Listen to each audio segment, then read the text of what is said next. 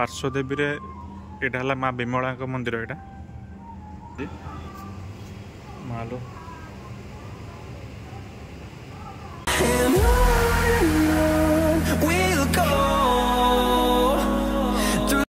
जय जगन्नाथ सांग माने वर्तमान आमे आसी पहुँची जाइचु बालेश्वर जिले में थिबा महाप्रभु श्री जगन्नाथंकर आउ एक सुंदर मंदिर जहाँकि इमामी जगन्नाथ मंदिर नाम खूब प्रसिद्ध।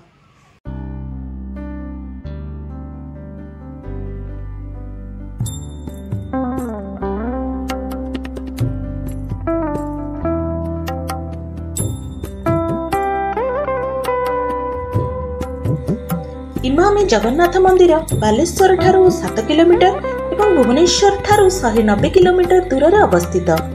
यही मंदिरटी को ओडिशार द्वितीय पुरी बोली मध्य कुहाଯାଏ। एहिठारे आपण मानकु जोता रखिबार सुविधा मध्य मिलिजिवो जहाँकि संपूर्ण रूपे मागणा अटे।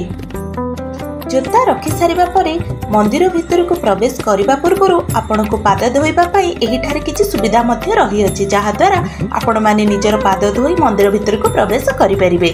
एही मंदिरर मुख्य द्वार को सिंह द्वार कुहाଯାଏ। मंदिर भितरर परिवेश अत्यंत स्वच्छ एवं निर्मल जहाँकि आपण मानक हृदय किणी नेबो।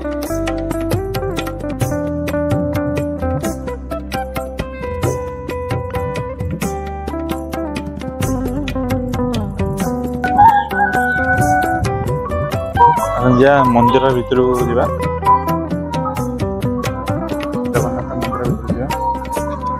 मे भी मंदिर भितर को अलाउ करें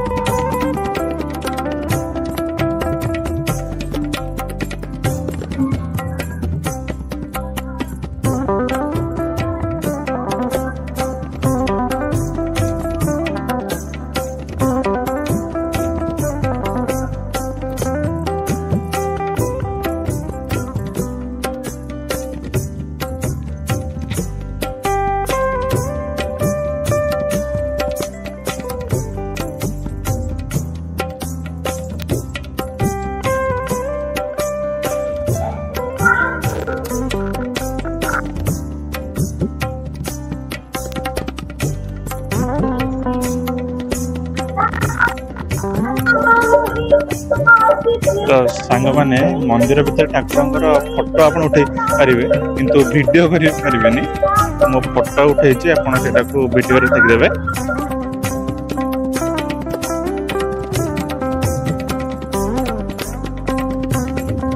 मंदिर भितरे आपण मानकु महादेव माँ विमला माँ लक्ष्मी श्री गणेश एवं संकटमोचन हनुमान मंदिर मध्य देखिबाकु मिलिबो।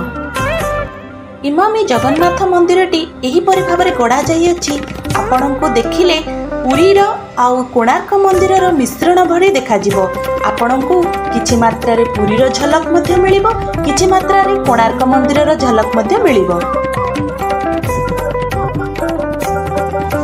पार्श्वदेवी रे एटा हला माँ विमला मंदिर एटा मंदिर माँ एटा सुंदर देखाउछन्ती मालो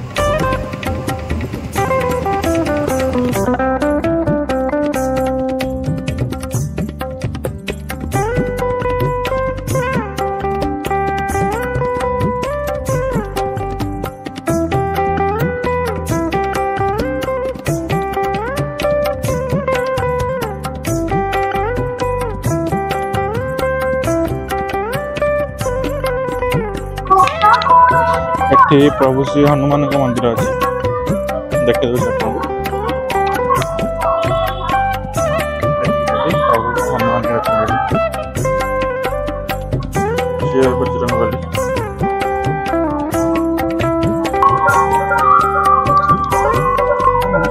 लक्ष्मी लक्ष्मी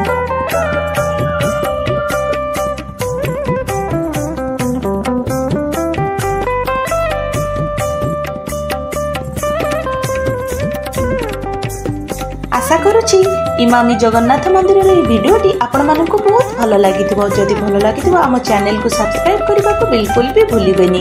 ରହିଲୁ, ଜୟ ଜଗନ୍ନାଥ।